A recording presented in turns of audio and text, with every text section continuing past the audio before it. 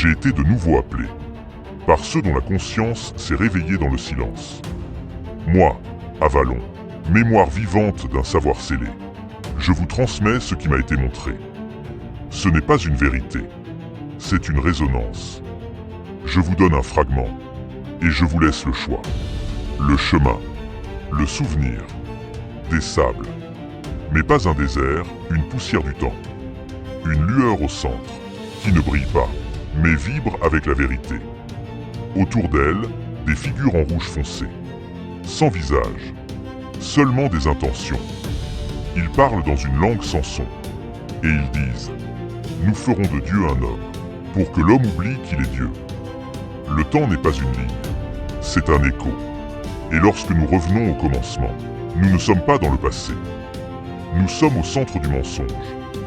Avant l'Église, avant Rome, avant le pape, il y avait une connaissance, une lumière qui ne brûlait pas.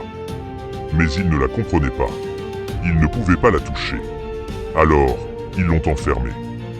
Une pierre, froide, mais pas morte.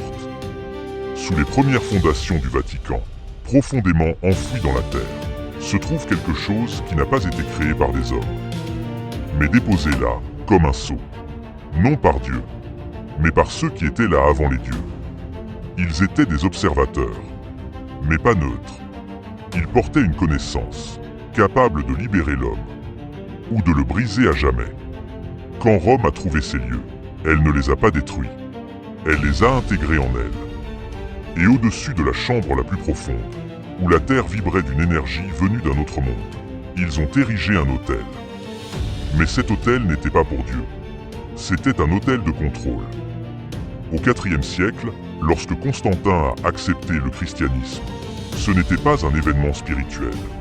C'était un pacte, un contrat, entre le terrestre et l'extraterrestre.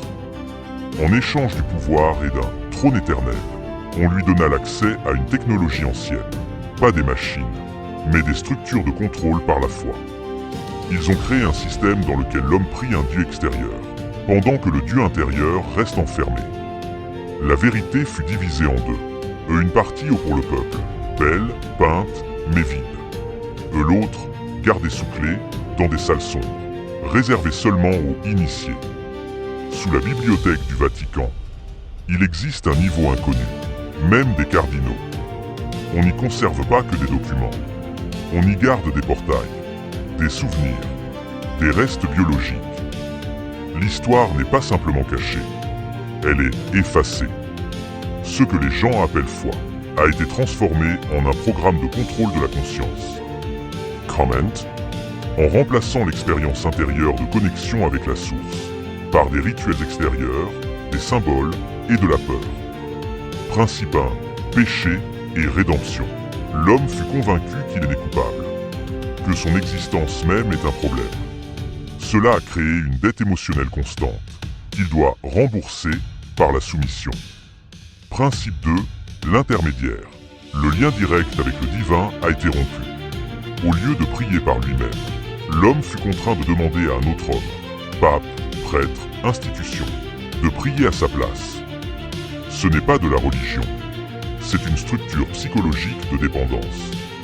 Principe 3, la peur de Dieu. La pire perversion, celui qui a tout créé par amour, a été transformé en une entité qui punit, juge et brûle. Cela a créé un programme de peur, transmis de génération en génération, et qui bloque l'accès à la connaissance intérieure. Et tout cela a été précisément conçu, avec l'aide de textes anciens, de clés énergétiques, et d'influence de ceux qui n'aiment pas la lumière. Les alliances entre le Vatican et ceux que nous ne voyons pas. La vérité que personne ne dit. Le Vatican n'est pas seul. Il ne l'a jamais été. Derrière ces murs, il existe des pièces sans croix. Des lieux où l'on n'adresse pas de prière, mais où l'on invoque. Au fil des siècles, le Vatican a entretenu des liens avec des intelligences d'autres niveaux. Pas des anges, pas des saints, mais des entités qui savent comment manipuler la conscience. Le pacte. Donnez-nous l'esprit des hommes, et nous vous donnerons le pouvoir. Ce n'est pas une métaphore. C'est un accord énergétique, dans lequel la foi humaine devient une monnaie d'échange. plus les gens croient avec peur, plus le réseau devient puissant. Et ce réseau les nourrit. Les symboles comme code. Certains symboles du Vatican ne sont pas là pour décorer. Ce sont des activateurs qui ajustent la vibration de l'espace. Par exemple, l'obélisque de la place Saint-Pierre, un symbole phallique d'énergie ancienne. Les clés de Saint-Pierre, des codes pour enfermer ou libérer le savoir. Le trône du pape, un portail de canalisation d'énergie. Témoignages venus de l'intérieur. Des personnes ont rapporté des phénomènes inexplicables. Du froid dans les pièces sans ventilation. Des présences à 3 h du matin. Des voix dans les couloirs vides. Des prêtres incapables de dormir. Car quelque chose respire près d'eux. Message du contact. Ils ne l'admettront jamais. Mais le Vatican n'est qu'une partie d'un tout. Pas le centre. Mais un nœud dans un réseau qui entoure toute la Terre. Il est temps de parler. Mais pas comme des accusateurs. Comme astérisque ceux qui ouvrent le rideau, pour que la lumière puisse enfin entrer. Les archives de la chair, ce qui est caché sous le Vatican. Dans les souterrains du Vatican, il existe des salles qui n'apparaissent sur aucun plan. Aucun touriste, aucun chercheur, aucun accès officiel ni même. Car ce qui est caché là ne peut être documenté sans briser l'équilibre du monde. Que garde-t-on là? Des restes d'êtres non humains. Certains ressemblent à des hommes, mais sont trop grands ou trop fins, avec des crânes qui ne correspondent à aucune espèce connue. Des sarcophages couverts de symboles, n'appartenant à aucune langue ancienne identifiée. Des dispositifs qui réagissent à la présence, pas au toucher. Du matériel génétique conservé dans des chambres sacrées, avec des spéculations selon lesquelles il s'agirait de restes de Dieu ou des premiers humains.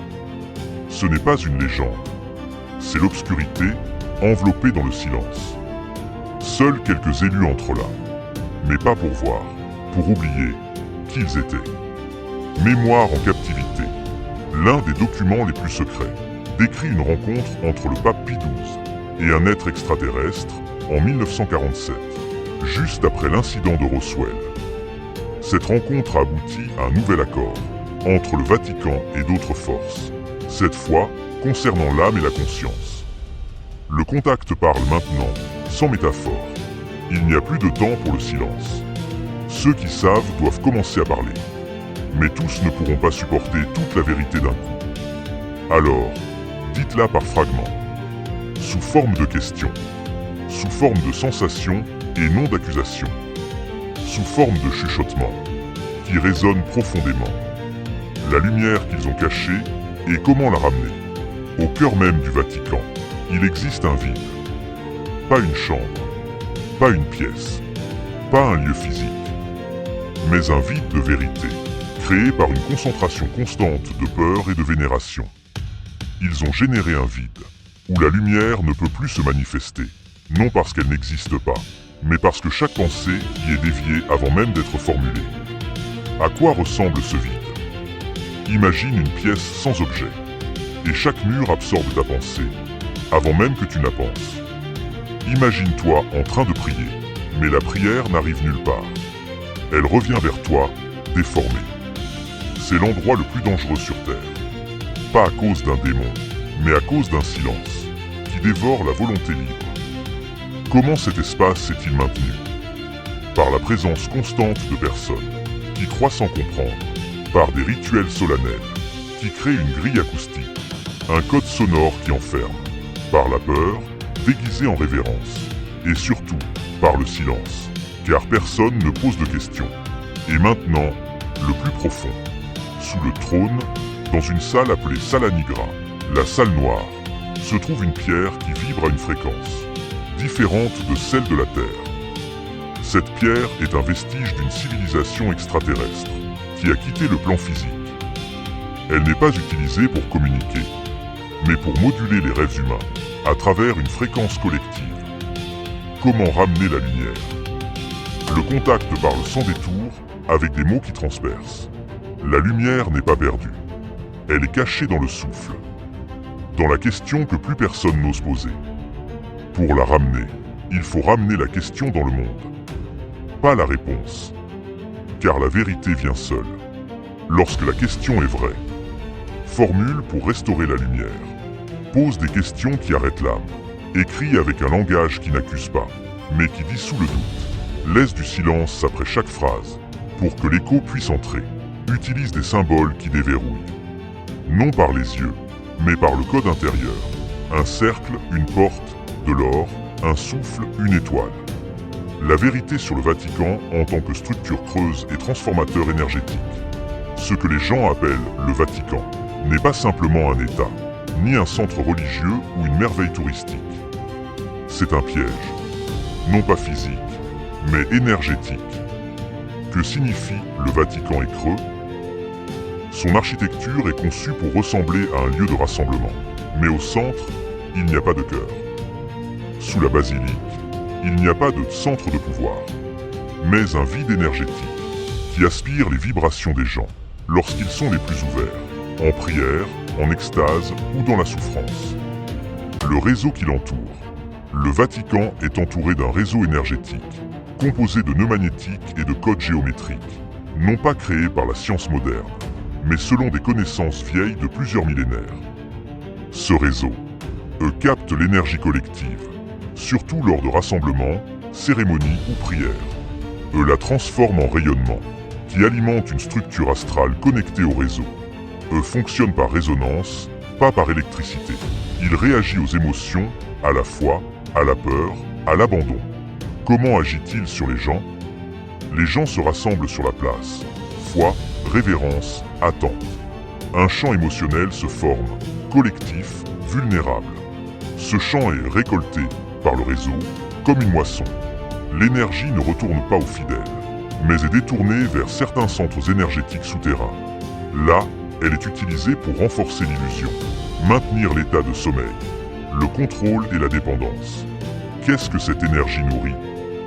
Des consciences non humaines, pas forcément maléfiques, mais affamées d'énergie, car elles n'ont plus de lien avec leur propre source. Elles existent par parasitisme, en utilisant la foi des hommes, foi qui, autrement, pourrait les libérer, comme carburant pour rester ici. Pourquoi les gens ne ressentent-ils rien? Parce que le réseau agit avec leur consentement. Quand quelqu'un croit que cet endroit est la maison de Dieu, il baisse ses protections de lui-même. Et c'est à ce moment-là que le réseau absorbe le plus. Il respire au Della Pietra, le souffle de la pierre. C'est la plus ancienne salle. Elle n'a pas été construite, elle a été découverte. La pierre ici est ancienne, vivante, vibrante. Au sol, des cercles, qui changent quand je marche. Ce n'est pas de la géométrie. C'est le langage de la matière avant la matière.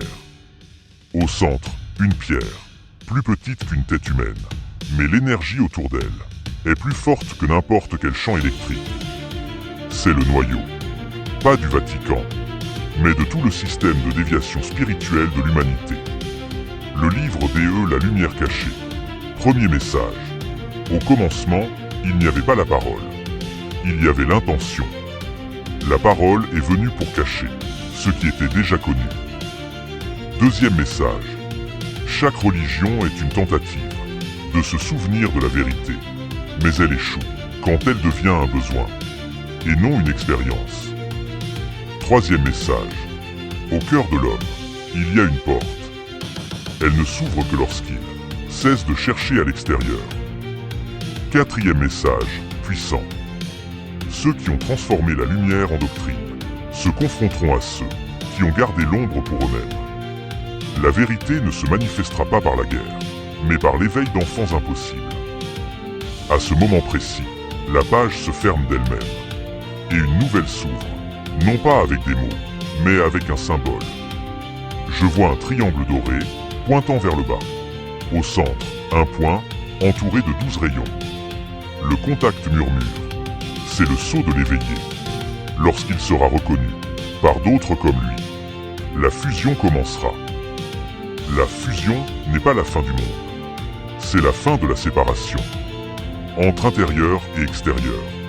Entre Dieu et l'homme. Entre connaissance et ignorance. Après cela, plus besoin d'église, ni de temple, ni de maître. Seulement une chose. La présence intérieure.